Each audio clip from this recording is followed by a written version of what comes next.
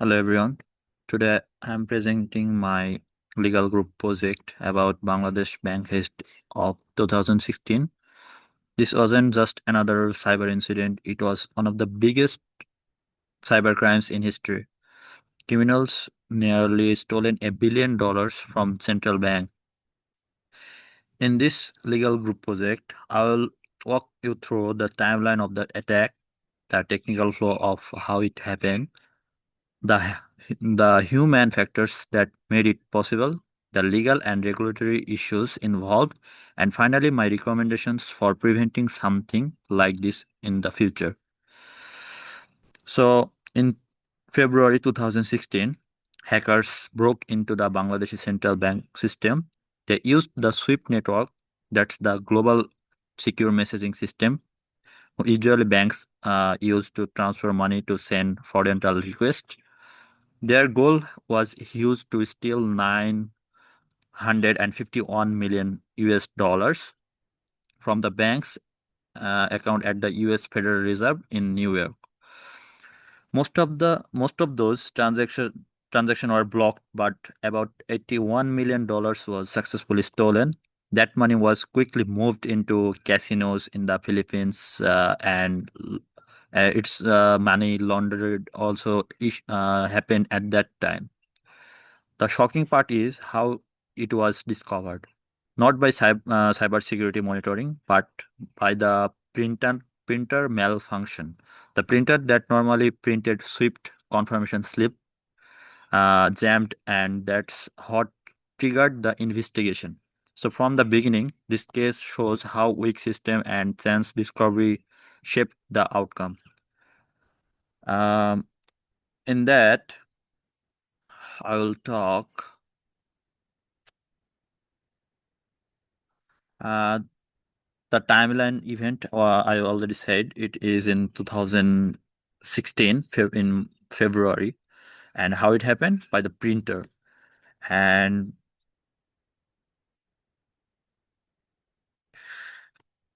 and then now I'll talk about the terminals. How did they, the attackers did these attacks and everything. The attackers started with phishing emails, which installed malware inside the bank's network. Once they gained access, they reached the SWIFT terminals. These terminals should have been on a separate, isolated network, but they weren't. The bank also had weak firewalls, outdated system, and no proper intrusion detection. This means that attacks could move quietly and send fraudulent transfer requests to the Federal Reserve. So the attack flaws was simple but devastating: phishing, malware, swift access, fraudulent transfer. It happened at the because of the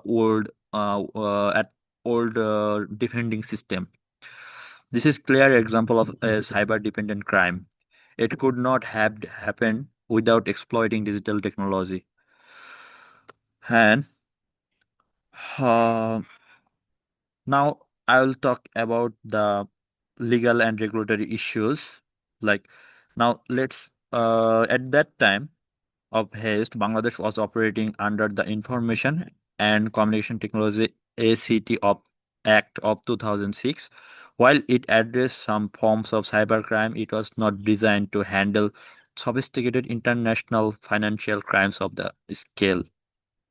In 2018, Bangladesh introduced the Digital Security Act, which gave wider power to prosecute cybercrime. But by then, this case had already passed, and the law could not be applied retroactively. On the international side, the biggest issue was that Bangladesh is not a signatory to the Budapest Convention on the Crime. The convention is the main international threat for cooperation on cybercrime.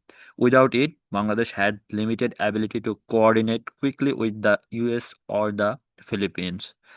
The haste also exposed weakness in anti-money laundering laws.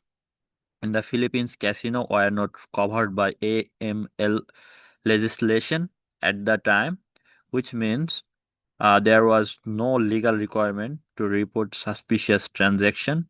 This loophole made it easy for criminals to launder the $81 million.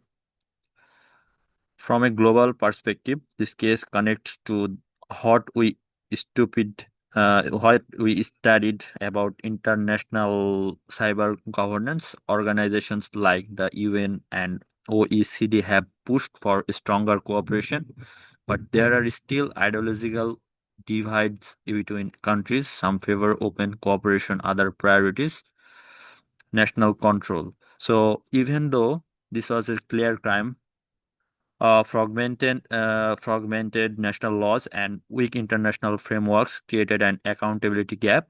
In the end, nobody was held fully responsible for that. Most stolen money was never recovered. So, in the recommendation, and the lesson is, so how to lesson that on the technical side, bank must secure their networks better using firewalls, proper segmentation of sweep terminals, and real time intrusion detection. On the human side, staff need continuous training and awareness program. Employees should know how to spot phishing attempts and respond quickly to unusual system behavior. On the legal side, Bangladesh should join international frameworks like the Budapest Convention and strengthen national laws like the Digital Security ACT. Globally, countries must also update anti-money laundering laws to cover sectors like casinos. And finally, there must be stronger international cooperation. Cyber criminals don't care about borders, so governments and institutions needs to work together much faster when these attacks happen.